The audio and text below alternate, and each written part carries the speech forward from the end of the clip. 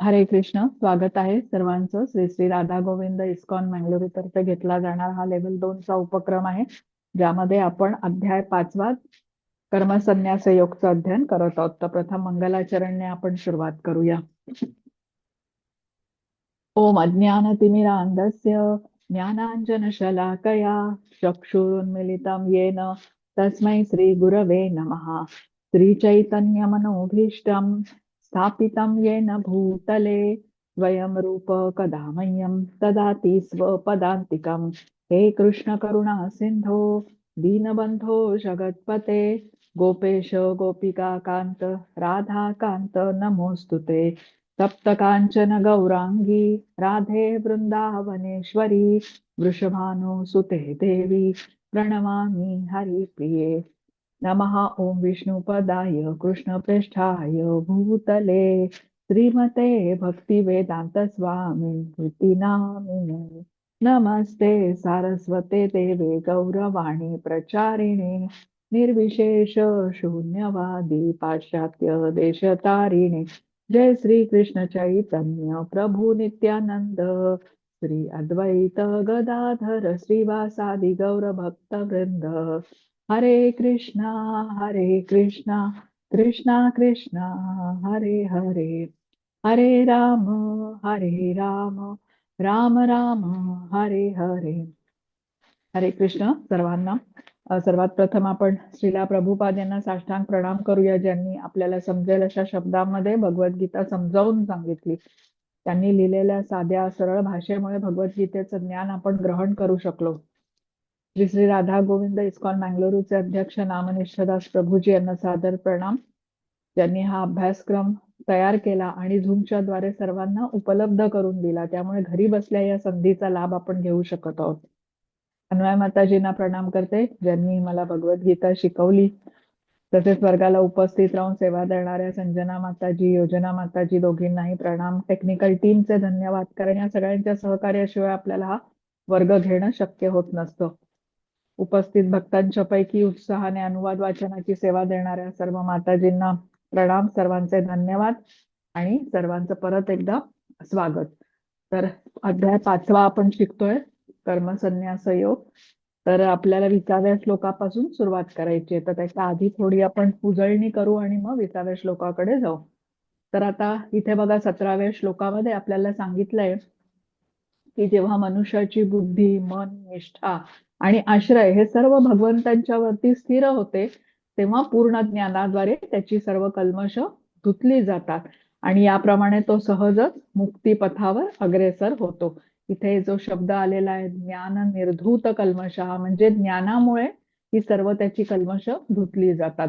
आता जेव्हा ज्या मनुष्याची बुद्धी, मन, निष्ठा आणि आश्रय हे सर्व भगवंतांच्या वरती स्थिर होतं, याची लक्षणं काय आहेत ही आता पुढच्या श्लोकांमधून आपण समजून घेतोय.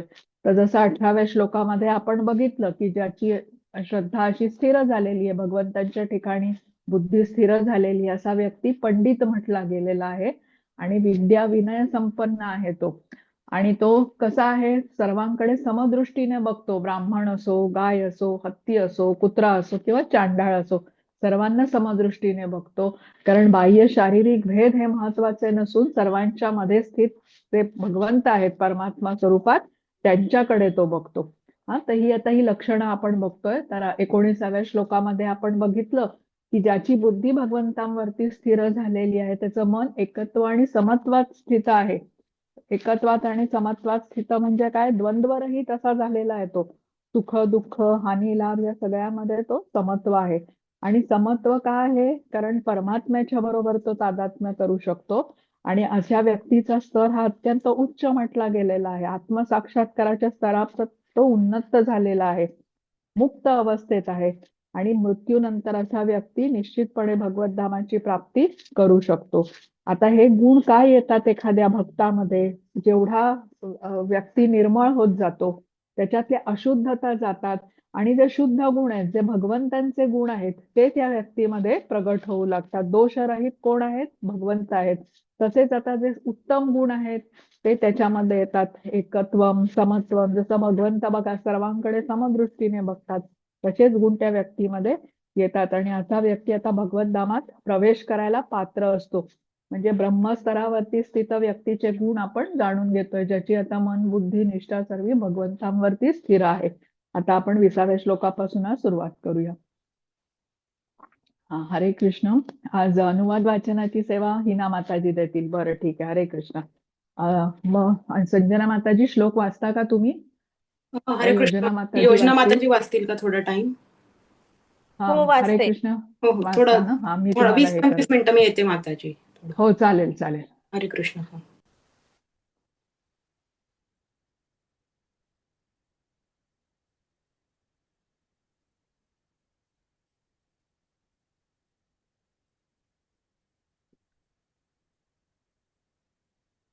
आवाज येत नाहीये. हरे कृष्ण योजना माताजी.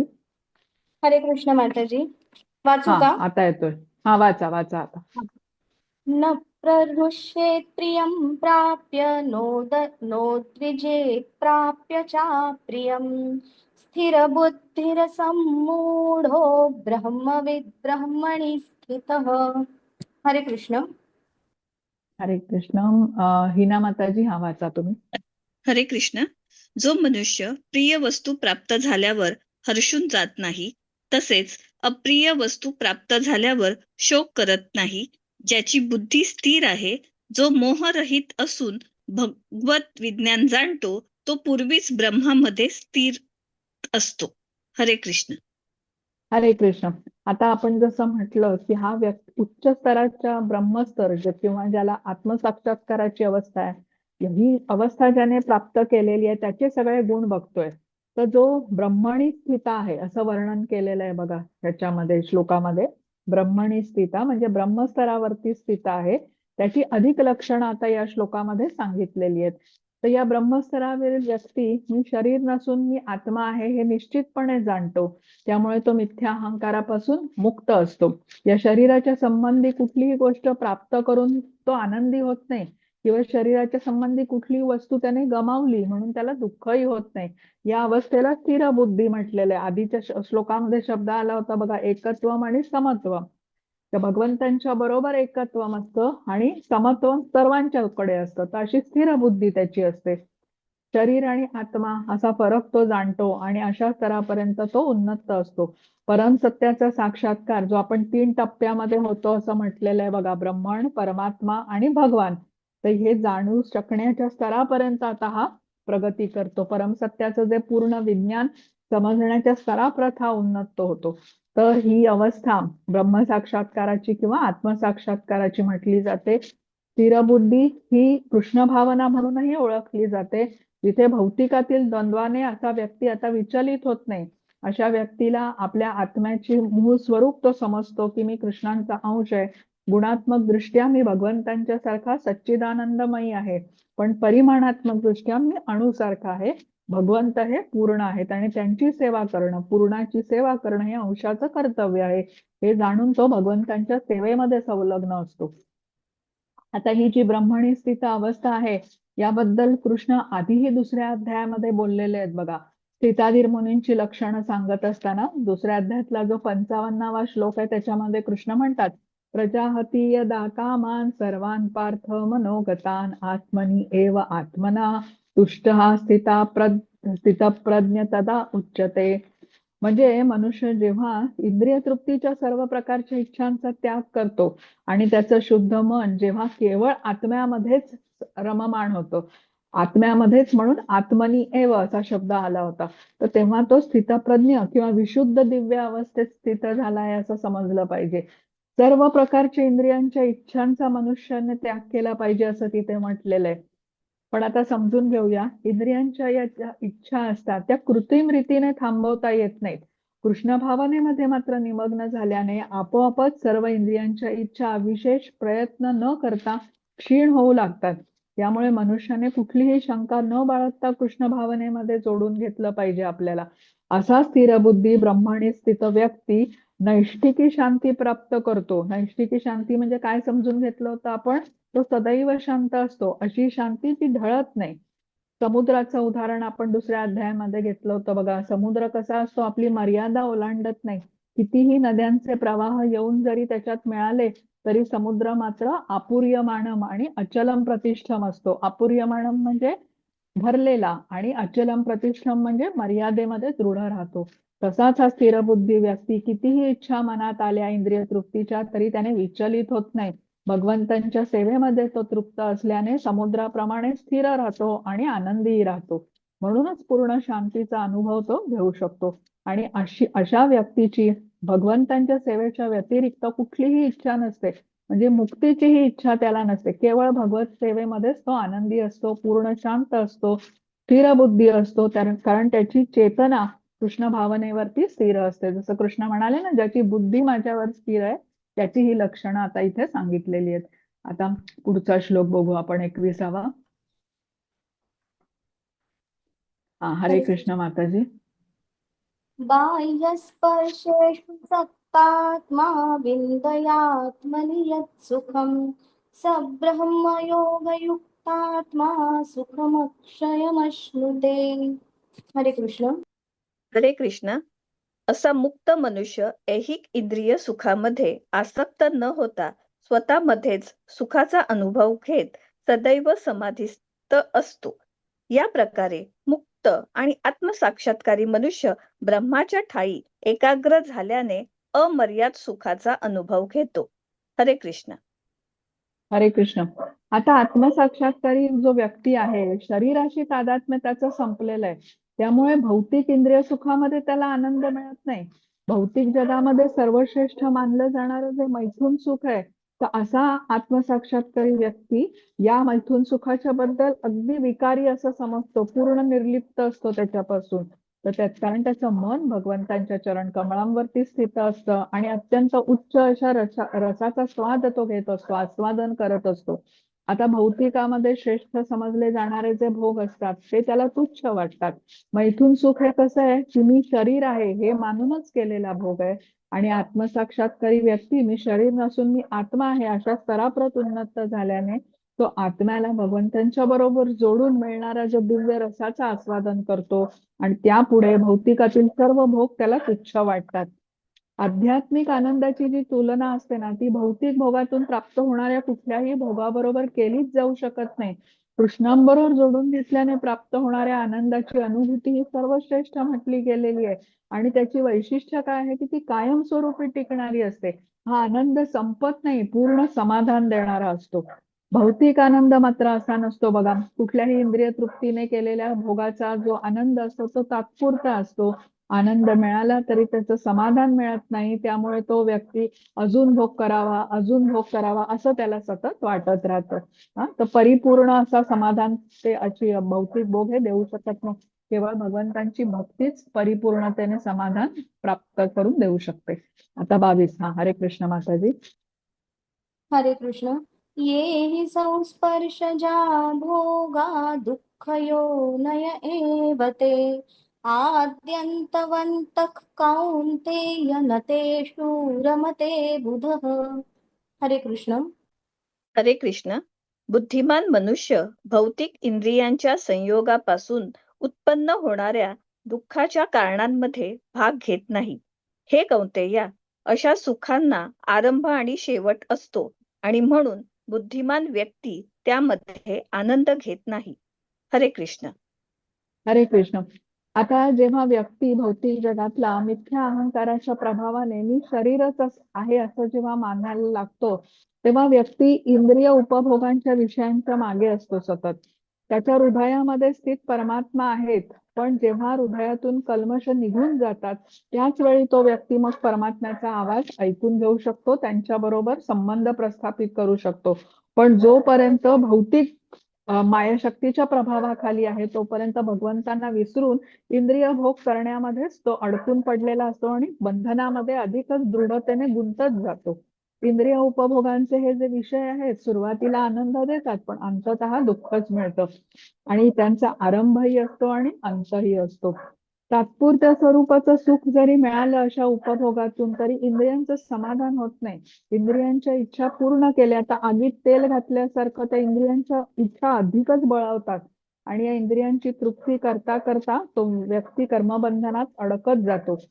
आणि इंद्रिय आपण म्हणतो ना खूप बलवान असतात. त्यांच्या इच्छा जर का त्यांना बेलगाम सोडलं, अनियंत्रितपणे त्यांच्या इच्छा पूर्ण करायला कोणी संपूर्ण जीवन जरी घालवलं तरी त्या इच्छा पूर्ण होत नाहीत. पण हीच गोष्ट आपल्याला कर्मबंधनात अडकवते. जन्म मृत्यूच्या चक्रातून आपण कधीही सुटू शकत नाही. आणि मुख्य म्हणजे अनादी कालापासून आपण इंद्रिय तृप्तीच करत आलेलो आहोत. म्हणूनच एका पाठोपाठ एक आपण शरीर धारण केलेलं आहे. पण या इंद्रियांना जर का आपण कृष्णांकडे वळवलं, त्यांच्या सेवेमध्ये नियोजित केलं, तर मनुष्य अत्यंत उच्च अशा रसाचा आस्वादन करतो. आणि हे जे सुख आहे भगवंतांच्या भक्तीमधलं, भगवंतांची सेवा करण्यामधलं, हे सर्वश्रेष्ठ सुख मानलं गेलेलं आहे. अति शाश्वत स्वरूपाचं असतं. भौतिक भोगातून मिळणारं सुख हे त्यापुढे अत्यंत तुच्छ किंवा निम्न दर्जाचं असं म्हटलं जातं. तर हा जो 22वा श्लोक आहे ना, ह्याच्यात विशेष करून कृष्ण सांगतात की इंद्रिय संयमन करा, हाच तुमच्यासाठी सुखाचा मार्ग आहे. तर लक्षात घेऊया, अनादी कालापासून आपण ही इंद्रिय तृप्ती करत आलेलो आहोत. पण या श्लोकामध्ये कृष्ण म्हणतात की न तेषु रमते बुधा, असे शब्द आहेत बघा. म्हणजे बुद्धिमान व्यक्ती यामध्ये रमत नाही, या प्रकारच्या कार्यात त्याचं मन लागत नाही बुद्धिमान व्यक्तीचं. मग बुद्धिमान व्यक्ती कशामध्ये रमतो, कुठल्या कार्यात रमतो? तर अक्षय सुख ज्याच्यात आहे, शाश्वत सुख ज्याच्यात आहे, अशा कार्यामध्ये रमतो. आणि शाश्वत सुख कुठे आहे? तर भगवंतांच्या भक्तीमध्ये आहे. कृष्णांचं एक नाम भागवतम मध्ये म्हटलंय आपल्या अनंत जन्माची पाप नष्ट करू शकतं. एवढी त्याच्यात ताकद आहे, एवढी शक्ती आहे त्याच्यामध्ये. आणि आपली गुंतवणूक किती एका नामाची, आणि आपण प्राप्त काय करतो? तर सर्वतोपरी कल्याण आपलं होतं. अनंत जन्माची पाप आपली धुतली जातात. कारण हे हरिनामाची शक्ती म्हटली जाते. सर्वसाधारण कुठल्या व्यक्तीचं नाव नाहीये, साक्षात कृष्णांचं नाव आहे. साक्षात भगवान पुरुषोत्तम यांच्या नावाचा आपण जेव्हा उच्चार करतो तेव्हा ही आपल्याला लाभ प्राप्त होतो. आणि हे भौतिक भोग जे आहेत इंद्रिय तृप्तीचे, त्याच्यामध्ये कसं होतं बघा, क्षणिक सुखाची आपली गुंतवणूक असते. यावरून जास्त आपल्याला काहीही मिळत नाही. आणि परत काय मिळतं आपल्याला? अनेक जन्मासाठी जन्म मृत्यूच्या चक्रामध्ये आपण अडकून पडतो. जन्म मृत्यू हे असं सुरूच राहतं. आता बघा, हे आहे का? विचार करून बघा, हे आपल्यासाठी फायद्याचं आहे का? तर निश्चित नाहीये. इंद्रिय उपभोगांचे हे विषय आपल्या दुःखालाच कारणीभूत होतात. आता कसं, हे जरा आपण थोडंसं सखोलपणे समजून घेऊया. इंद्रिय उपभोग करायला नाही मिळाला तरी व्यक्तीला दुःख होतं. मिळाला करायला उपभोग, पण जेवढा पाहिजे होता तेवढा नाही मिळाला तरी दुःख होतं. खूप जास्त करायला मिळत असेल तरी दुःख होतं, कारण इंद्रियांची उपभोग घेण्याची क्षमता मात्र मर्यादितच असते. आता जसं एखाद्या व्यक्तीला गुलाबजाम खायला खूप आवडतात असं समजा, कल्पना करा. मग त्याला मिळाले नाहीत खायला. एक दिवस खूप इच्छा होती गुलाबजाम खाण्याची, पण अजिबात खायला मिळाले नाहीत, तरी तो दुःखी होईल. मिळाले एखाद्या दिवशी खायला, खायचे होते 5 पण आज 2च मिळाले, तरी त्याला दुःख होईल. आणि समोर आता 50 गुलाबजाम आहेत पण 5 पेक्षा खाण्याची त्याचीच क्षमता नाहीये, म्हणूनही त्याला दुःख होईल. तर हे भोगाचं स्वरूपच असं असतं. आपण म्हणतो एका विशिष्ट मर्यादेच्या बाहेर आपण भोग करूच शकत नाही, आपण आजारी पडतो. तर मनुष्याचं शरीर हे भोगासाठी बनलेलंच नाहीये. बघा, मनुष्याचं शरीर असं मी म्हटलं. पण तप करण्यासाठी, आता काही तुमच्यापैकी 16 माळांचा जप करणारे असतील, किंवा आपण असं म्हणूया 4 माळांचा जप करणारे असतील. मग एकादशीचा दिवस आहे, जन्माष्टमीचा दिवस आहे, ज्या दिवशी आपण ठरवलं की नाही 2-3 माळा मी आज अधिक करणार आहे. मग अशा आपण अधिक माळा केल्या, हरिनामाचा जप केला, तर आपण कोणी आजारी पडतो का? तर नाही पडत. एकादशीचं व्रत काही जण करतात, त्यावेळेला नेहमीच्या दिवसांपेक्षा आपण कमी खातो, त्याने आपण आजारी होतो का? नाही होत. किंवा आता आपला हा वर्ग आहे, तास सव्वा तास आपण घेतो, पण एखाद्या दिवशी आपण ठरवलं की नाही 2 तास आपण वर्ग घेऊया, हे केल्याने आपण आजारी पडणार आहे का? नाही. पण भोगाचं प्रमाण वाढलं की मनुष्य निश्चित आजारी पडतो. कारण मनुष्याचं शरीर हे भोगासाठी बनलेलं नाहीये. तर त्यासाठी म्हटलेलं आहे, बुद्धिमान व्यक्ती रममाण कुठे असतो? तर भगवंतांचं नाम, गुण, रूप, लीला यांचं श्रवण कीर्तन करण्यामध्ये हा व्यक्ती रममाण असतो. तर रममाण असणे, न तेषु रमते बुधा म्हटलंय. तर रमणे हा जो शब्द आहे ना, त्याचाही अर्थ विशेष आहे बघा, की एखाद्या जागी मन इतकं गुंतलेलं आहे, एवढा आनंद प्राप्त करतंय की तिथून काढून घेण्याची इच्छाच नाहीये, त्याला रमणे म्हटलेलं आहे. मुद्दामून लावलं गेलं नाहीये त्या कार्यामध्ये मन. तर बुद्धिमान व्यक्ती हा कृष्णांची भक्ती करून, सेवा कार्य करून असीमित सुख प्राप्त करत असतो. आणि क्षणभंगूर भौतिक इंद्रिय उपभोगांच्या विषयांच्या मागे त्यासाठी तो पळत नाही. तर जेव्हा आपण इंद्रियांना कृष्णांच्या सेवेमध्ये नियोजित करतो, तेव्हा सर्व सुखांचा अनुभव घेतो. कृष्णांचं एक नावच आहे बघा, गोविंद. गोविंद म्हणजे जो इंद्रियांना आनंद प्रदान करतो. तर जेव्हा व्यक्तीला खरी इंद्रिय तृप्ती प्राप्त करण्याची इच्छा आहे ना, तर सर्व इंद्रियांना कृष्णांच्या सेवेत त्याने नियोजित करायला हवं. पण जे अज्ञान असतं ना, भौतिक जगामध्ये बद्ध जीवाला अज्ञान आहे, ज्याला आपण अविद्या म्हणतो, तर ते आपल्याला नेमकं उलटं करायला लावते. इंद्रिय उपभोगांच्या विषयामध्ये सुख शोधायला हे अज्ञान आपल्याला प्रवृत्त करतं. आणि जे शाश्वत सुखाचा अनंत स्रोत म्हणजे कृष्ण आहेत, त्यांच्याकडे बघायला, त्यांच्याकडे वळायला, त्यांच्यासाठी कुठलं कार्य करायला आपल्याला प्रवृत्त करत नाही. हे मायेचं स्वरूप आहे. भौतिक जगातलं जे माया आहे ना, ही ज्ञान आपलं हिरावून घेते असं म्हणतात, आपल्याला भ्रमित करते. आणि आपण काय करतो मग? अधिकाधिक इंद्रिय तृप्ती करू लागतो. ते सुख प्राप्त करण्याचा, आनंद प्राप्त करण्याचा प्रयत्न करतो. सुख आनंद तर मिळतच नाही, पण मग अजून मिळावं समाधान या हेतूने इंद्रिय उपभोग करण्यामध्ये कर्मबंधनात आपण अडकतो आणि परिणाम आपण कृष्णापासून खूप खूप दूर जातो. आपण म्हटलं ना, या अति इंद्रिय उपभोगांची जेव्हा प्रमाणाबाहेर करतो, तेव्हा मग मनुष्याचं शरीर न मिळता प्राण्यांचं शरीर मिळतं. कारण प्राणी हे केवळ आहार, निद्रा, भय, मैथुन हा भोगच करू शकतात. या पलीकडे कुठली जिज्ञासा करू शकत नाही. आणि प्राण्यांचं शरीर म्हणजे भगवंतांच्या पासून खूप दूर तो जातो आणि भोगतो. मग तर इंद्रिय तृप्तीच्या या ज्या इच्छा असतात, ते भविष्यामध्ये आपल्याला कुठलं शरीर मिळणार आहे हे जणू निश्चित करत असतात. तो जो कृष्णांपासून दूर आहे तो निश्चितच दुःखी पण आहे, हे आपल्याला समजलं पाहिजे. त्यामुळे आपल्याला लक्षात घेतलं पाहिजे की आपल्याला भौतिक जगामध्ये राहून मायेचा दास नाही व्हायचंय. इंद्रिय तृप्तींच्या इच्छांना समर्पित न होता मनाला निग्रहाने कृष्णांकडे वळवण्याचा प्रयत्न केला पाहिजे. आणि ही कृष्ण भावना एवढी शक्तिशाली आहे की जेव्हा आपण ज्या क्षणी जोडून घेऊ भगवंतांच्या बरोबर, त्या क्षणापासून आपलं शुद्धीकरणाची प्रक्रिया सुरू होते. आता कलियुगामध्ये आपण आहोत. कलियुगामध्ये म्हटलं जातं ना, बुद्धिमान लोकांची संख्या कमी आहे. केवळ आहार, निद्रा, भय, मैथुन यामध्येच लोक अडकलेले आहेत. आता हे जे 4 गोष्टी आहेत, आहार, निद्रा, भय आणि मैथुन, ह्या गोष्टी करण्यामध्ये प्राण्यांना जेवढं सुख आहे ना, तेवढं मनुष्याला मिळूच शकत नाही. आता आहाराचं बघा, आता हत्ती हा एवढा महाकाय प्राणी आहे, त्याला जेवढं ढीगभर खाऊन आनंद प्राप्त होतो, आपण ते तेवढं अन्न खाऊ पण शकणार नाही. किंवा आता उत्तर ध्रुवावरती काही जी अस्वलं असतात, पोलार बेअर सारखी, ते 6-6 महिने झोपतात. आपल्याला एवढा आनंद निद्रेमध्ये मिळणं मिळणं म्हणजे आवडणारच नाही आपल्याला. आपलं शरीर त्याचं बनलेलंच नाहीये. तर मनुष्याला यात सुख मिळत नाही, कारण मनुष्याच्यासाठी हे इंद्रिय उपभोगांचे जे विषय आहे ना, दुःखाचं मूळ कारण म्हटलं जातं. म्हणून दुःख योन व एवते म्हटलेलं आहे. निश्चितपणे एवते म्हणजे निश्चितपणे हेच दुःखाचं कारण आहे. तर आपल्याला ही जी इंद्रिय तृप्ती आहे ती वर्तमानातही दुःख देते, भविष्यातही दुःखच मिळतं याने.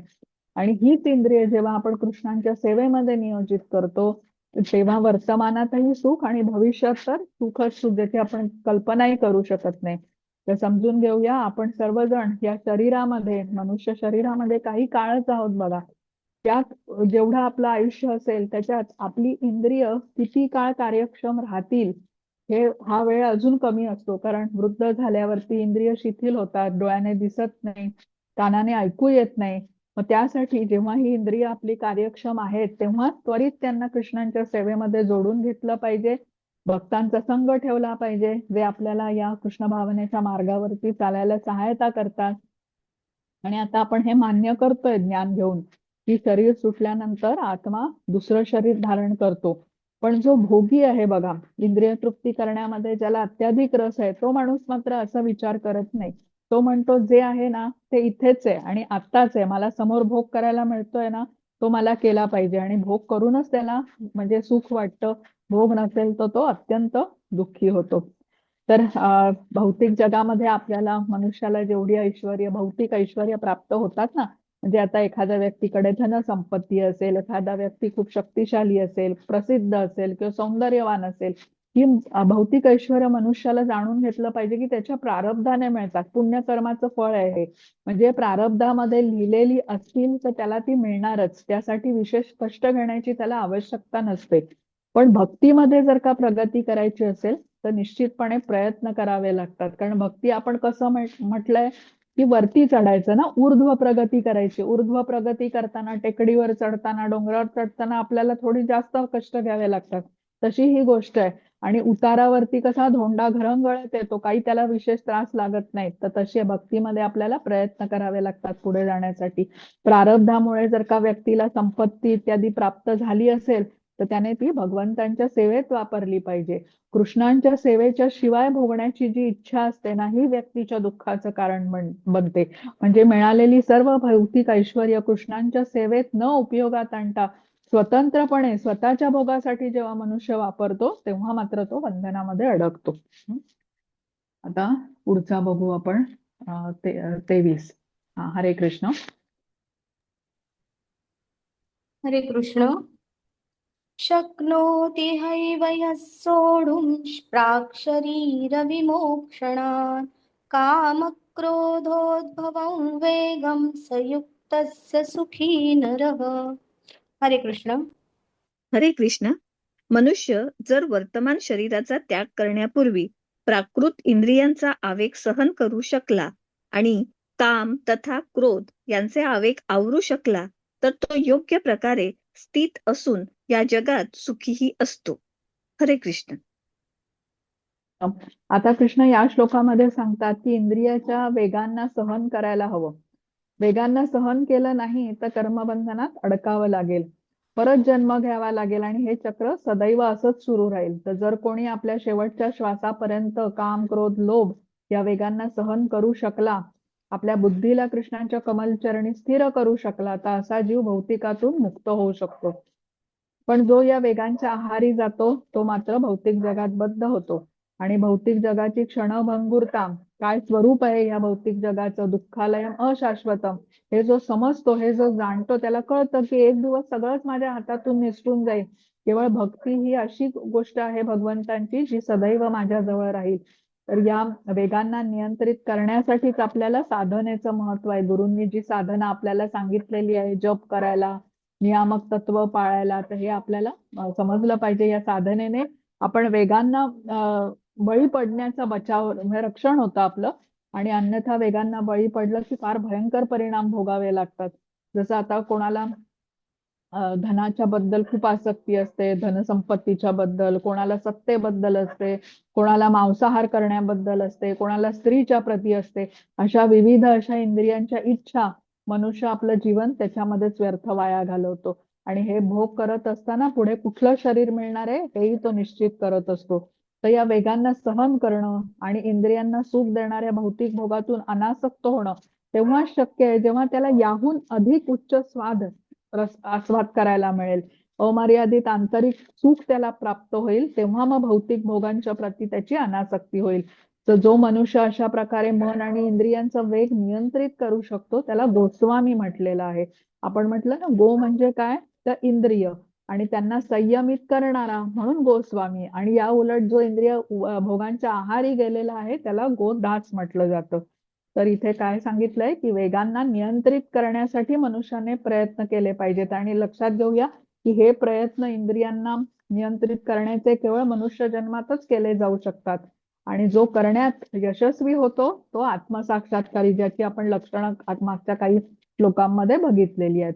तर या इंद्रियांच्या आवेगाचं नियंत्रण करायचं कसं हे समजून सांगताना कृष्णांनी आपल्याला दुसऱ्या अध्यायामध्ये कासवाचं उदाहरण दिलं होतं बघा, की जसं कासव आपले अवयव कवचामध्ये ओढून घेतो तसाच मनुष्य दिव्य चेतनेमध्ये जो स्थिर आहे तो आपल्या इंद्रियांना इंद्रिय विषयांच्या पासून आवरून घेतो, आणि असा व्यक्ती आपल्या इंद्रियांना स्वतंत्रपणे वागण्याची मोकळीक देत नाही.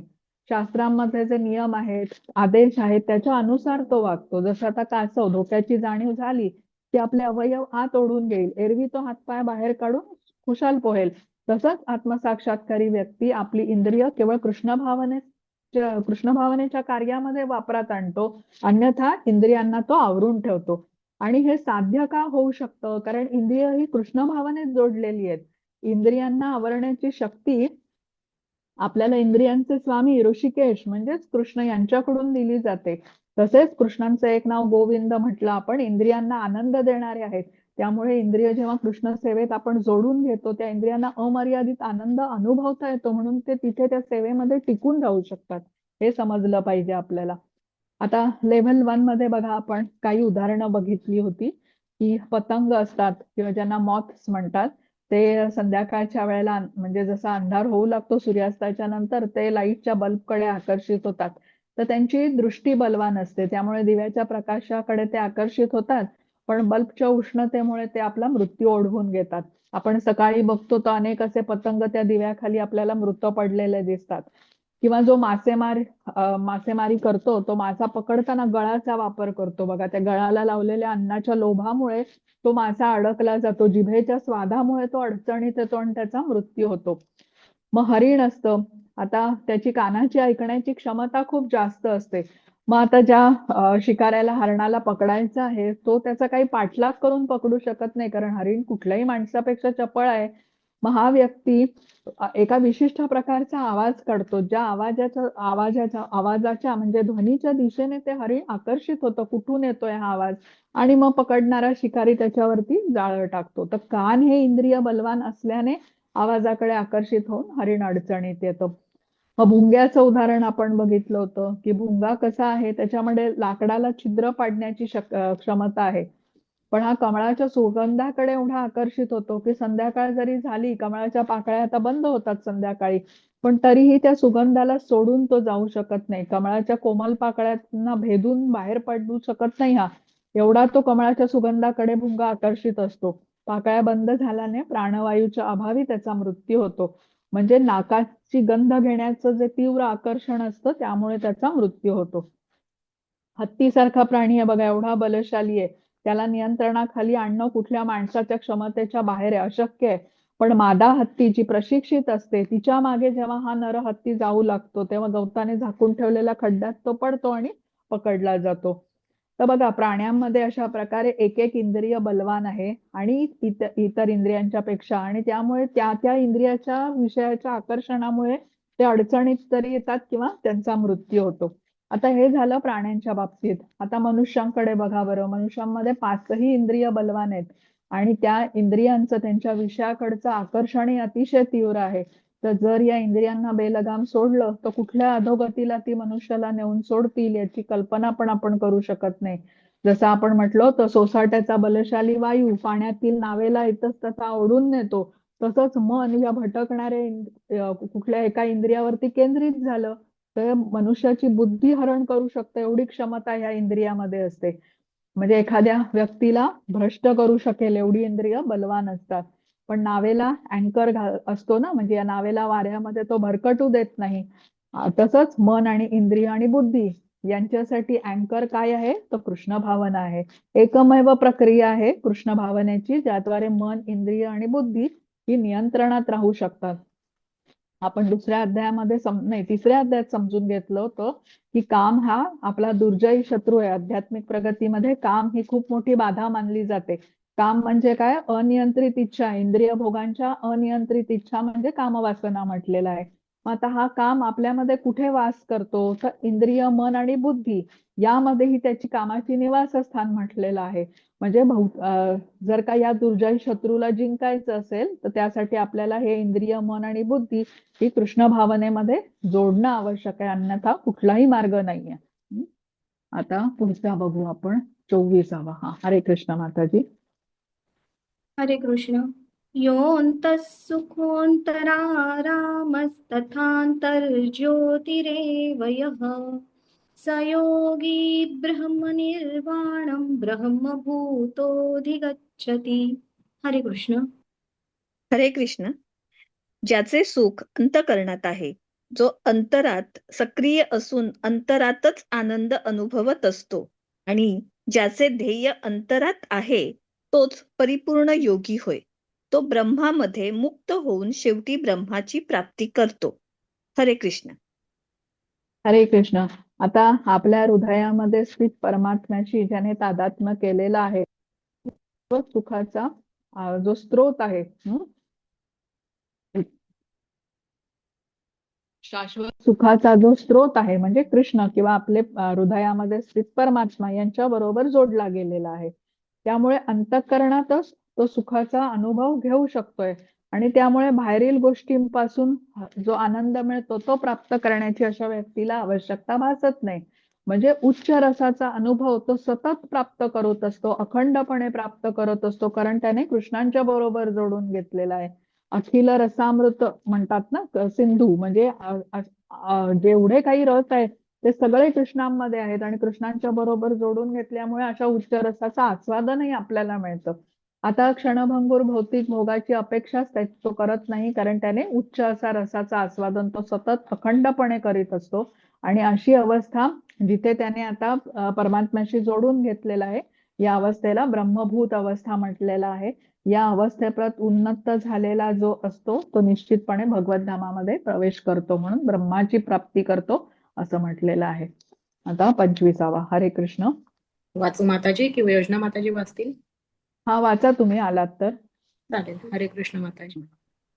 लभन्ते ब्रह्म निर्वाण मृषय क्षीण कल्मषा छिन्नद्वैधा यतात्मान सर्वभूत हिते रतः. हरे कृष्ण. हरे कृष्ण. जे संशयापासून उत्पन्न होणाऱ्या द्वंद्वाच्या पलीकडे आहेत, ज्यांचे मन अंतरातच रममाण झाले आहे, जे सर्व जीवांच्या कल्याणार्थ कार्य करण्यामध्ये सदैव व्यस्त असतात आणि जे सर्व पापांपासून मुक्त आहेत, ते ब्रह्मामध्ये मुक्तीची प्राप्ती करतात. हरे कृष्ण. हरे कृष्ण. आता यासाठी इथे म्हटलंय की कृष्ण भावना भावित जो आहे तो खऱ्या अर्थाने जीवांच्या कल्याणार्थ कार्य करू शकतो, कारण तो सर्व पापांपासून मुक्त होऊन सर्व द्वंद्वांपासून मुक्त असून, द्वंद्व म्हणजे आपण म्हटलं ना भौतिक जगामध्ये सुख दुःख, मान अपमान, हानी लाभ असं असतं, तर हे सर्व भगवंतांना तो अर्पण करतो. भगवंत सर्वस्य प्रभव आहेत हे तो जाणतो. सर्वस्व प्रभव म्हणजे काय, सर्व अस्तित्वाचे उगम स्थान आहेत आणि त्यामुळे अशा भावनेमध्ये त्याने केलेलं कार्य हे सर्वांच्यासाठी कल्याणकारी असतं. जिथे मी करता मी भोगता अशी भावना येते मिथ्या अहंकाराच्या प्रभावामुळे, तिथे मनुष्याच्या दुःखाचं कारण बनते ती. यालाच अज्ञान म्हटलं जातं, स्वतःला कर्ता मानणं. तर अशा व्यक्तीला दुःखातून मुक्त होण्याचा मार्ग देणं म्हणजेच कृष्ण भावना देणं, ज्याद्वारे तो समजू शकतो की कृष्ण सर्वश्रेष्ठ आहेत, सर्व यज्ञांचे अधिपती कृष्ण आहेत, त्यामुळे सर्व कार्य ही त्यांच्या संतोषार्थ केली गेली पाहिजेत आणि कर्माचं फळही कृष्णांना अर्पण केलं गेलं पाहिजे. आधीच्या श्लोकात उल्लेख होता ती ब्रह्मभूत अवस्था आहे ना, जिथे मनुष्य कृष्णांना निस्संदेह सर्वश्रेष्ठ मानतो आणि सर्व पापातून मुक्त पण असतो. भौतिक कल्याणार्थ कोणी कार्य करत असेल, पण ते कार्य जर का कृष्णांना अर्पण केलेलं नसेल, तर ते कार्य कितीही मोठ्या स्वरूपाचं असलं तरी ते तात्पुरतं सुख देऊ शकतं, हे आपण लक्षात ठेवलं पाहिजे. कृष्णांना अर्पण केलेलं कार्य नाही म्हणजे मी करता असं मानूनच केलेलं ते कार्य असतं. हेच या जीवनात आपल्याला दुःख भोगायला लावतं. जिथे आपण कृष्णांना श्रेष्ठ मानतो आणि कार्य कृष्णांच्या आनंदासाठी करतो, म्हणजेच कृष्ण भावना भावित कार्य करतो, ते आपल्याला मुक्त करतं. भौतिकात असून कार्य जरी केलं कृष्ण भावना भावित कार्य, तर ते आपल्याला बद्ध करत नाही, कारण ते कार्य कृष्णांच्या संतुष्टीसाठी केलं जातं आणि अशा कार्याचं फळही कृष्णांना अर्पण केलेलं असतं. आता या 2 श्लोकात वर्णन केलेली ही जी ब्रह्मभूत अवस्था आहे ती दुर्लभ आहे आणि ही स्थिती प्राप्त करायला कठीण वाटते. आता पुढच्या श्लोकामध्ये कृष्ण सांगतात की जे प्रयत्नशील राहतात, सातत्याने चिकाटीने प्रयत्न करतात, त्यांना मात्र नजीकच्या भविष्यामध्ये ही ब्रह्मभूत अवस्था प्राप्त होऊ शकते. हरे कृष्ण. हरे कृष्ण. काम क्रोधा विमुक्तानां यतीनां यतचेतसाम् अभीतो ब्रह्म निर्वाणं वर्तते विदितात्मनां. हरे कृष्ण. हरे कृष्ण. क्रोध आणि सर्व भौतिक इच्छांपासून मुक्त, आत्मसाक्षात्कारी, आत्मसंयमी आणि पूर्णत्वाकरिता सतत प्रयत्नशील असणाऱ्या योगी पुरुषांना निकट भविष्य काळात ब्रह्मामधील मुक्तीची निश्चिती असते. हरे कृष्ण. हरे कृष्ण. आता बद्ध जीवामध्ये अज्ञानामुळे भोग प्रवृत्ती अतिशय खोलवर रुजलेली असते. अनेक वर्ष तपस्या केलेले योगींचंही अधोगतिक पतन होताना आपण बघतो, जसं विश्वामित्र ऋषींची कथा आहे, चौभरी मुनींच्या बाबतीत म्हटलं गेलंय. तर हे महत् प्रयास करूनही इच्छा नियंत्रित करू शकले नाही. त्याची परिस्थिती समोर आल्यावर त्यांनी प्रतिक्रिया दाखवली. तर काम क्रोध यांचं नियमन करणं हे मोठ्या मोठ्या ऋषींनाही जमलं नाही, पण भक्तिमय सेवेद्वारे ज्याने आपलं मन, बुद्धी आणि इंद्रिय यांना कृष्णांच्या चरणी जोडलं, असे लोक मात्र इंद्रियाच्या आवेगांचं नियंत्रण करू शकले प्रभावीपणे. तर जे प्रगत योग्यांनाही करणं शक्य नव्हतं.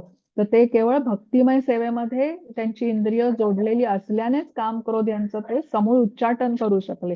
त्यासाठी जो व्यक्ती कृष्ण भावनाभावित कार्यात सतत प्रयत्नशील आहे, त्याला निकटच्या भविष्यात आत्मसाक्षात्काराची स्थिती प्राप्त होऊ शकते असं म्हटलेलं आहे. आणि असा व्यक्ती भौतिक जगात असूनही केवळ कृष्णांचं सतत स्मरण केल्याने भगवद्धामाप्रत उन्नत होऊ शकतो. भौतिकातील दुःखापासून तो अलिप्त असतो, कारण तो सतत ब्रह्मतल्लीन असतो. म्हणजे जे निश्चितपणे भगवद्धामाची प्राप्ती करण्यासाठी पात्रता आहे ना, ती इथे सांगितलेली आहे. ही अशी उच्च ब्रह्मनिर्वाण अवस्था म्हणून म्हटली जाते. आता बघा, काम, क्रोध आणि लोभ याच्यातून जे मुक्त आहेत आणि ज्यांची चेतना भगवंतांच्या वरती स्थिर आहे, अशा व्यक्तीला निकटच्या भविष्यामध्ये भगवद्धामाची प्राप्ती होते असं कृष्ण म्हणतात. असा व्यक्ती कसा आहे, स्वरूप सिद्ध आहे, म्हणजे त्याला पूर्ण ज्ञान आहे की भगवंतांचा मी नित्य दास आहे. त्यामुळे तो भौतिक भोगांमध्ये लिप्त न होता भगवंतांच्या सेवा करण्यामध्येच आनंद प्राप्त करतो. म्हणजे खूप प्रेरणादायी श्लोक आहे की जर एखाद्याला भौतिकातून लवकरात लवकर मुक्त व्हायचं असं वाटत असेल तर काय गुण हवेत आपल्यामध्ये, तर आत्मसंयम हवा, आत्मसाक्षात्कारासाठी पूर्णत्वाकरता म्हणजे निरंतर प्रयत्न हवा. भगवद्धामामध्ये जाण्यासाठी जे 3 गुण महत्वाचे आहेत ना, की सातत्यपूर्ण चिकाटीचे प्रयत्न हवेत, अनुकूलता हवी, निष्कपटता हवी, आणि भगवंतांच्या प्रती ही भावना हवी की ते सर्वश्रेष्ठ आहे. तर मग ही अवस्था प्राप्त होऊ शकते, भगवद्धामात जाण्याचा पण पात्र ठरू शकतो. तर आपल्याला कसं आहे, आपण भौतिक जगात आहोत, मायेचा प्रभाव आहे, अजूनही अशुद्धता आपल्यामध्ये आहेत.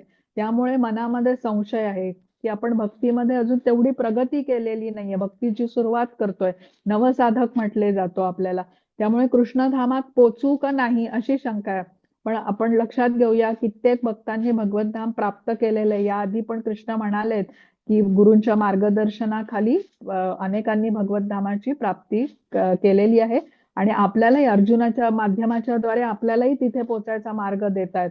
आता जसे विद्यार्थी असतात बघा, जे मेडिकल एंट्रन्स किंवा IITच्या एंट्रन्ससाठी कोचिंग क्लासेस वगैरे जॉईन करतात, तर त्यांच्या मनामध्ये अशी शंका असते की मी परीक्षा पास करू शकेन का नाही यशस्वीपणे, कारण पहिल्यांदाच ते परीक्षेची तयारी करत असतात. पण जे शिक्षक असतात, जे मार्गदर्शक असतात, तर त्यांनी अशा अनेक विद्यार्थ्यांची तयारी करून त्यांना परीक्षा पास करवलेली असते.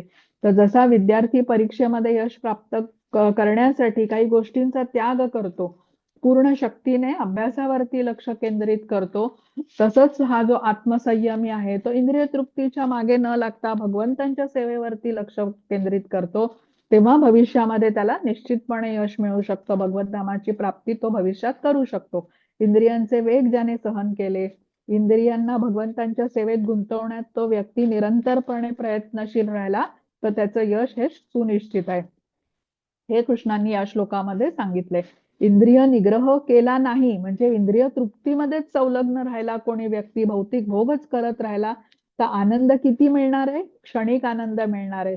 आणि थोडासा निग्रह केला, थोडासा संयम केला, इंद्रियांना आवर घातला आणि भगवंतांच्या सेवेमध्ये त्यांना नियोजित केलं इंद्रियांना, तर लाभ किती आहे, खूप मोठा आहे. तर हे आपण लक्षात घेऊया. जसं आता आयुर्वेद आहे बघा, आयुर्वेदाचं जे शास्त्र म्हटलं जातं ना, वात, पित्त आणि कफ याच्या असंतुलनाने व्याधी निर्माण होतात असं तिथे म्हटलं गेलेलं आहे.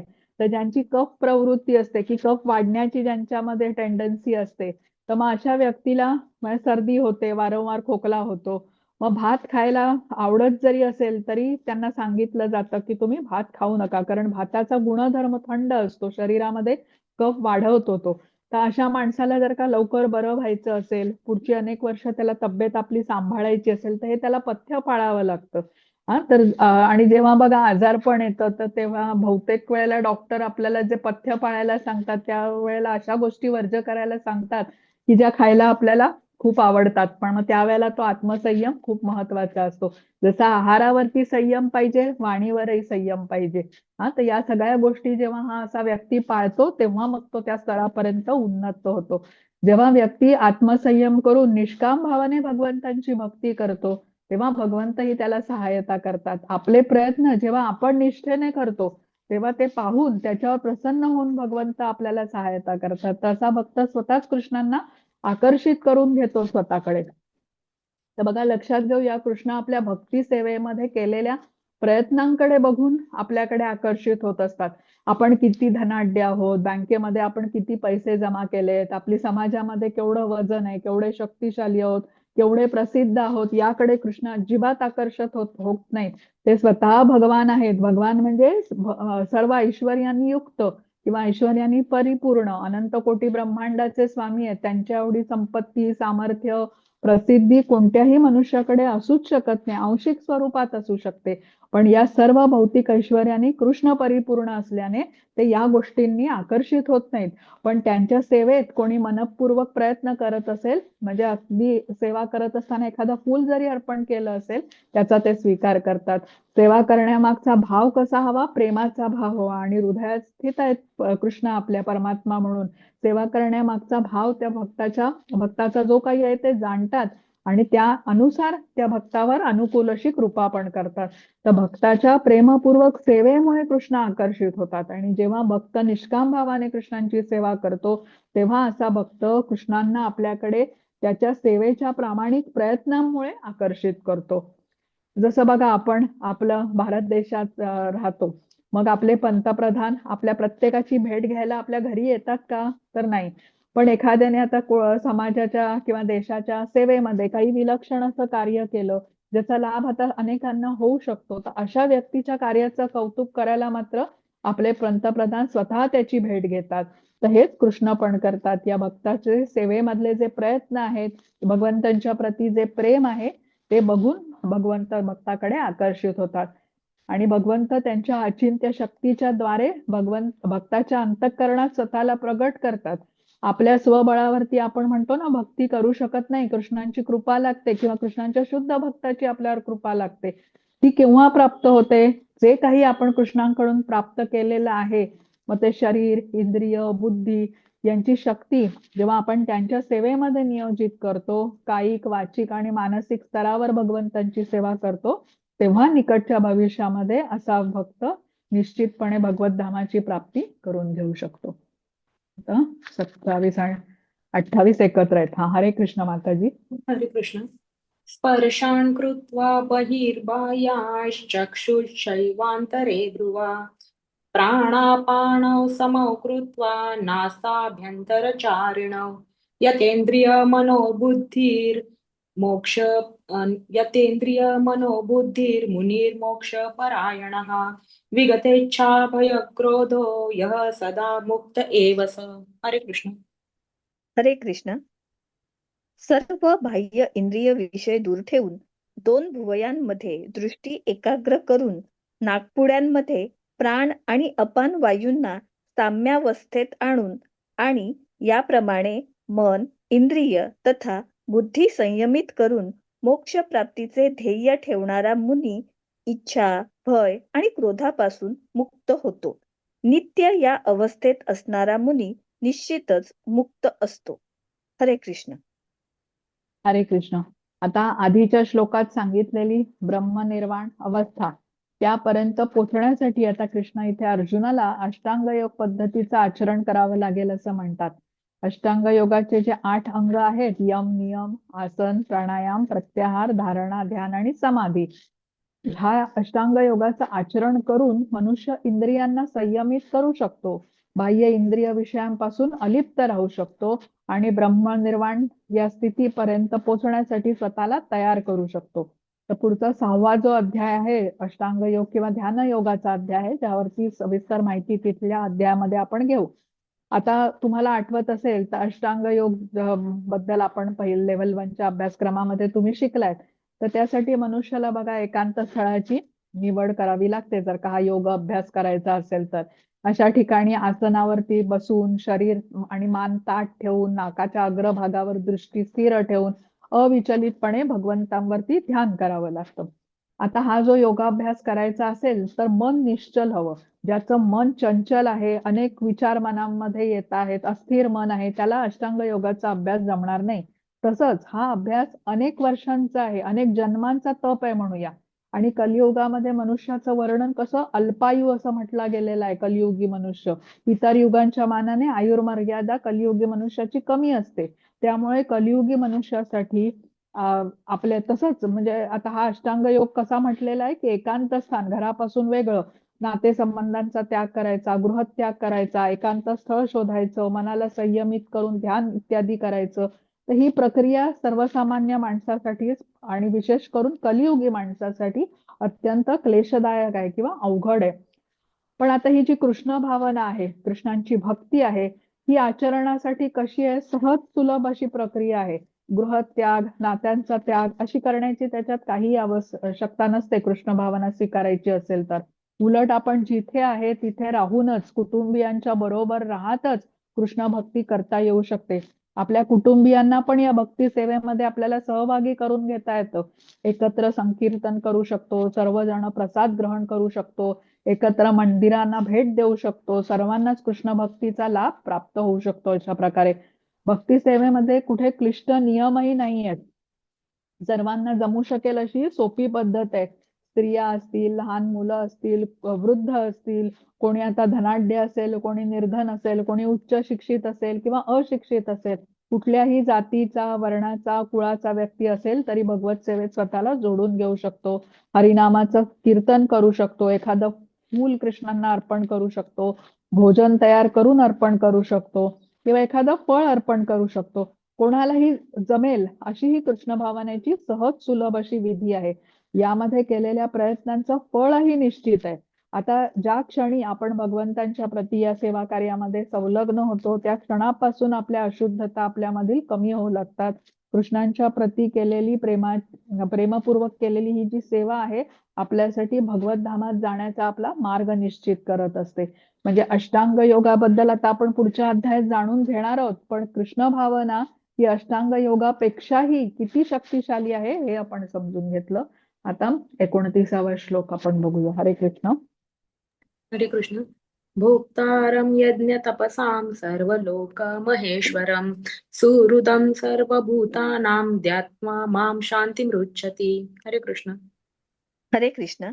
मी सर्व यज्ञ आणि तपस्यांचा परमभोक्ता, सर्व ग्रहलोक आणि देवदेवतांचा परमेश्वर आणि सर्व जीवांचा हितकर्ता तथा सर्व जीवांच्या कल्याणाची इच्छा करणारा आहे. हे जाणून माझे पूर्ण ज्ञान असणारा मनुष्य सांसारिक दुःखापासून शांती प्राप्त करतो. हरे कृष्ण. हरे कृष्ण. हा शेवटचा श्लोक आहे आजच्या अध्यायामधला आणि ज्याला शांती सूत्र असं म्हटलंय.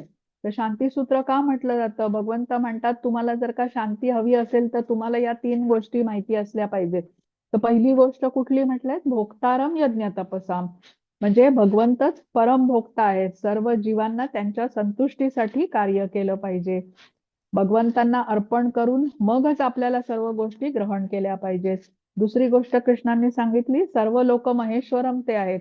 सर्व लोकांचे स्वामी भगवंत आहेत. आता बघा तुम्हाला आठवत असेल इतिहासामध्ये अलेक्झांडर होता किंवा हिरण्यकश्यपू सारखे असुर होते. नंतर अगदी हल्लीची उदाहरणं घेतली तर ब्रिटिश ज्यांनी जगामध्ये अनेक ठिकाणी राज्य केलं, म्हणजे राज्य प्रस्थापित करण्याचा प्रयत्न केला, जिंकत गेले एक एक राज्य आणि आपल्या अधिपत्याखाली ते आणत गेले.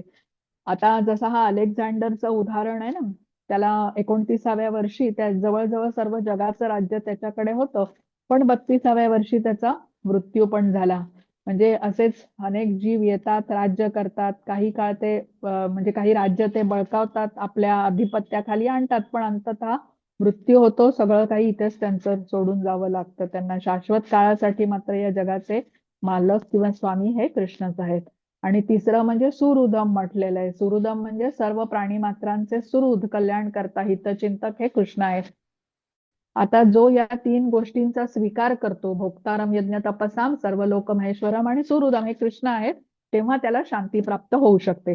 आता या प्रत्येक शब्दाचा आपण जरा अर्थ समजून घेऊया, कारण हा खूप महत्वाचा श्लोक आहे. आता पहिला शब्द आपण म्हटला भोक्तारम यज्ञ तपसाम. आता बघा प्रत्येक देशाचा एक पंतप्रधान असतो किंवा आता शाळा असेल तर त्याचा मुख्य अधिकारी म्हणजे मुख्याध्यापक असतो.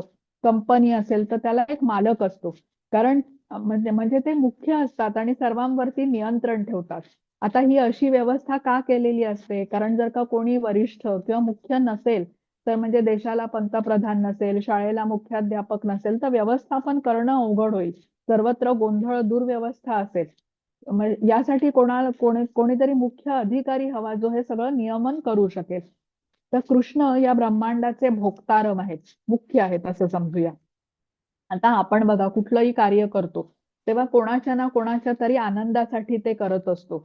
पण आपल्याला ना योग्य असल्याने ते कार्य चुकीच्या पद्धतीने आपण करतो. म्हणजे केलेल्या कार्यातून आनंद दिला गेला पाहिजे हे आपल्याला समजतं, पण नेमकं कोणाला आनंद दिला जावा हे आपल्याला ज्ञान नसतं. जसं आता कोणी प्रभूजी ते नोकरी करत असतील आणि आपण त्यांना विचारलं की तुम्ही ही नोकरी का करता, तर ते सांगतील माझं कुटुंब आहे, माझी पत्नी, माझी मुलं, माझे आई वडील आनंदाने राहावेत म्हणून ही मी नोकरी करतो. किंवा आता एखादी गृहिणी जी घरात राहून बरीच कार्य करते, आपल्या घराची काळजी घेते, मुलांकडे लक्ष देते, स्वयंपाक करते, तिला विचारलं तू हे का करतेस, तर ती म्हणेल की मी माझ्या कुटुंबासाठी करते. म्हणजे ज्यांच्यावरती आपण प्रेम करतो त्यांच्या आनंदासाठी आपण काही ना काहीतरी करतोच. पण तरीही कुटुंबातील सर्व सदस्य त्यात आनंदी असतीलच असं नाही. पतीने जाऊन नोकरी केली तरी पत्नी पतीला म्हणते की तुम्ही नोकरी करता पण तुमचा पगार पुरतच नाही. किंवा आता पत्नी कितीही मनपूर्वक स्वयंपाक करत असेल तरी पती आपल्या पत्नीला म्हणतोच की रोज तू तेच तेच जेवण बनवतेस, भात भाजी पोळी आमटी, काहीच वेगळं बनवत नाहीस. म्हणजे आपण कोणाच्या आनंदासाठी कितीही काम केलं तरी कुठेतरी असमाधान हे आहेच भौतिक जगामध्ये. कारण इथे कुठेही कृष्णांबद्दलचा विचार नाहीये. कार्य कृष्णांच्या आनंदासाठी केलं जात नाहीये. कृष्णांचा विचार न करता इतरांच्या आनंदासाठी कार्य केलं जातंय. त्यामुळे आनंद आणि समाधान मिळत नाहीये. तर कृष्ण इथे काय समजवतायत की भोक्तारम मी आहे. तुम्ही पैसे कमवत असाल, तुम्ही वेगवेगळे पदार्थ घरी तयार करत असाल भोजनासाठी, प्रथम ते मला अर्पण करा, कारण मी भोक्तारम आहे. मला अर्पण करा आणि मग इतरांना द्या. भौतिक जगात बघा आपण कोणालाही पूर्णपणे संतुष्ट करू शकत नाही. पण जेव्हा आपण ज्ञान घेतो की सर्व यज्ञांचे, तपस्यांचे भोक्ता कृष्ण आहेत, तेव्हा आपण कार्य त्यांना अर्पण करतो, त्यांना संतुष्ट करतो, तेव्हाच आपल्याला समाधान मिळू शकतं. आता भौतिक जगामध्ये प्रत्येक जण कोणाला ना कोणाला तरी संतुष्ट करण्याचा प्रयत्न करत असतो. पती आपल्या पत्नीला संतुष्ट करण्याचा, कर्मचारी आपल्या वरिष्ठांना खुश ठेवण्याचा प्रयत्न करत असतात. तर इथे कृष्ण सांगतात की तुम्ही मला संतुष्ट करण्यासाठी कार्य कराल, यज्ञ कराल तर माझ्या धामाला येऊ शकाल.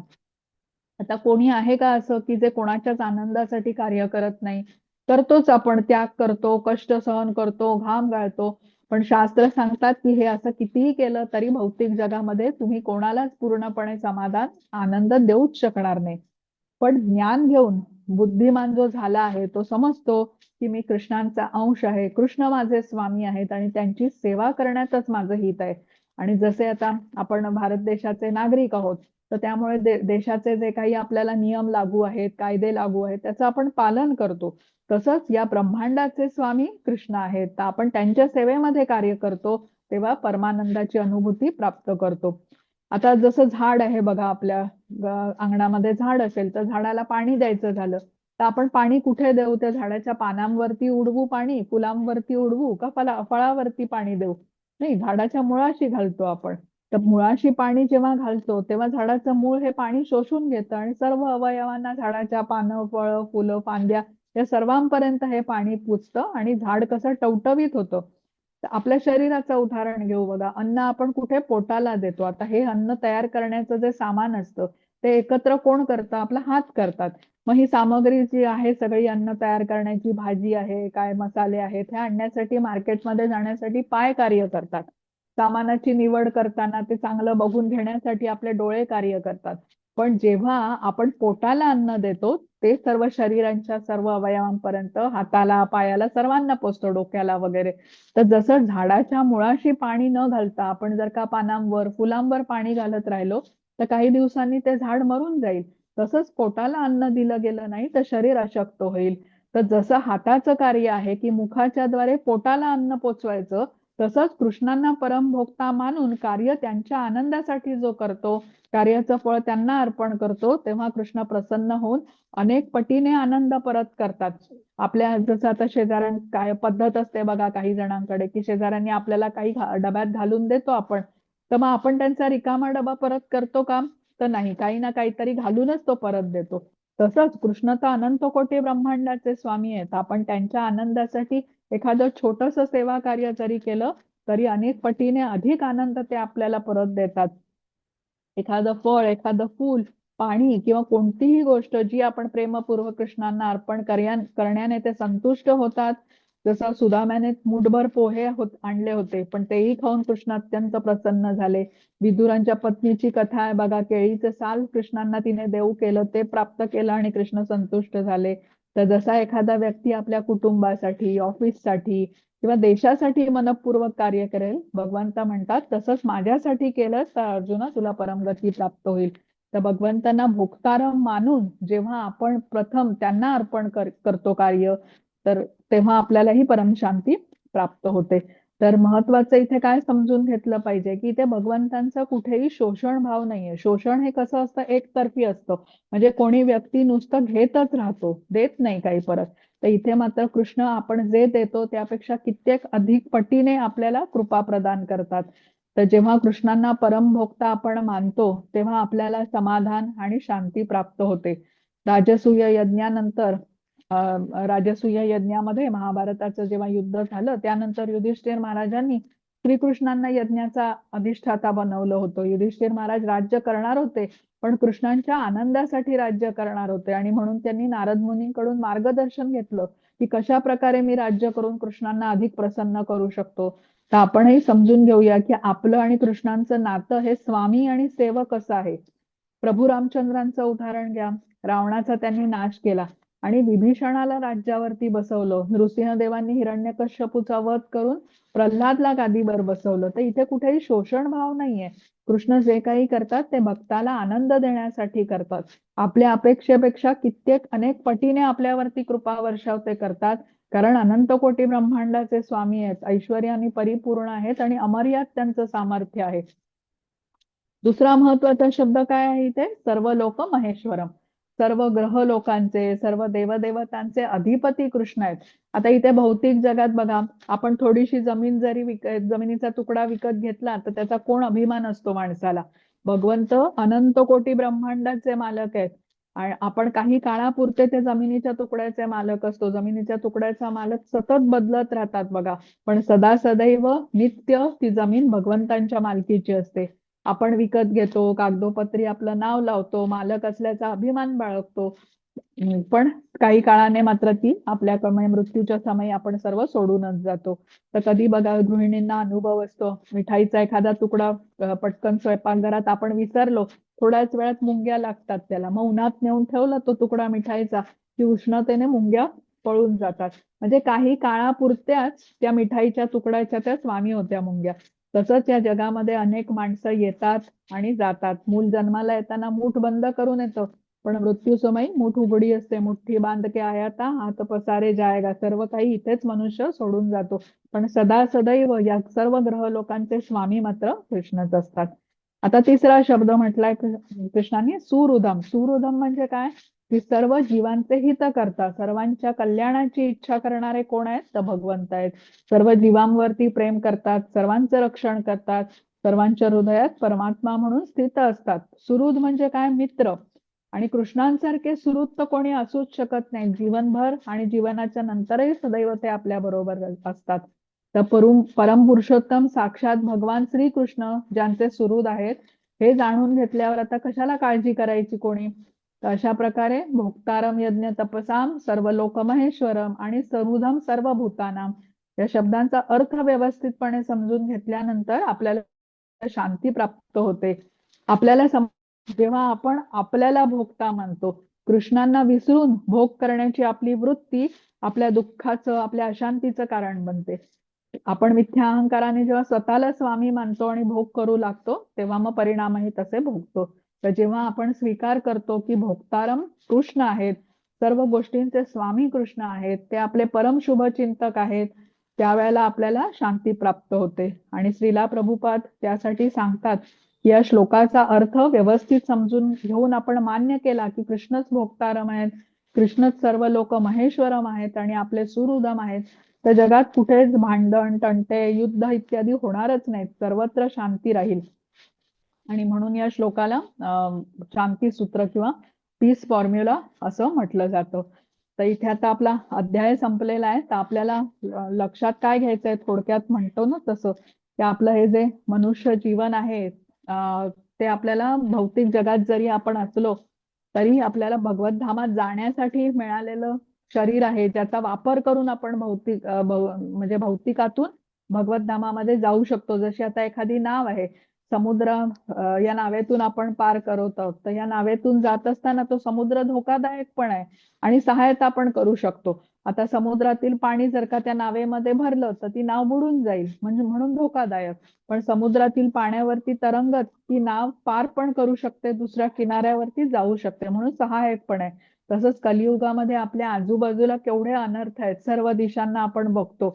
तर पण त्याचबरोबर भगवंतांच्या चरण कमळांचा आपल्याला आश्रय पण आहे, हरिनामाचा आश्रय आहे. भक्तांचा संपर्क ठेवून आपण पुढे याच्यामध्ये प्रगती करू शकतो. लहान मुलांना विशेषतः कृष्ण भावना मिळावी म्हणून प्रयत्न आपण करू शकतो. जसं भक्त प्रल्हाद म्हणतात ना, की जेवढ्या लवकर तुम्हाला कृष्ण भावना मिळाली तेवढा मनुष्य स्थिर होऊ शकतो. तशा प्रकारे सर्व अनर्थांपासून लहानांना आपण दूर ठेवू शकतो, कुसंगापासून त्यांना वाचवू शकतो, स्वतःलाही कुसंगापासून दूर ठेवू शकतो. आणि जेव्हा अशा बाहेरच्या अनर्थांपासून आपण बचाव करू तेव्हा मग आपल्या आतले जे अनर्थ आहेत ना तेही दूर करण्याचा प्रयत्न करू शकू. भगवद्गीता, श्रीमद भागवत, हरिनामाचा जप कीर्तन करून तेही दूर करू शकतो. तर आता आपण भौतिक जगात आहोत, याचा वापर आपल्याला भगवत धामामध्ये पोहोचण्यासाठी करता येतो. या शरीराचं माध्यम बनवून निष्काम कर्मयोग करून आपल्यातले अनर्थ दूर करून, जशी आता ही नाव समुद्रावर तरंगत दुसरा किनारा गाठू शकते, तसं भगवत धामापर्यंत अग्रेसर आपण होऊ शकतो. तर इथे आता आपला अध्याय संपलेला आहे. मी रेकॉर्डिंग थांबवते आणि मग आज काही तुम्हाला शंका असतील तर आपण घेऊया.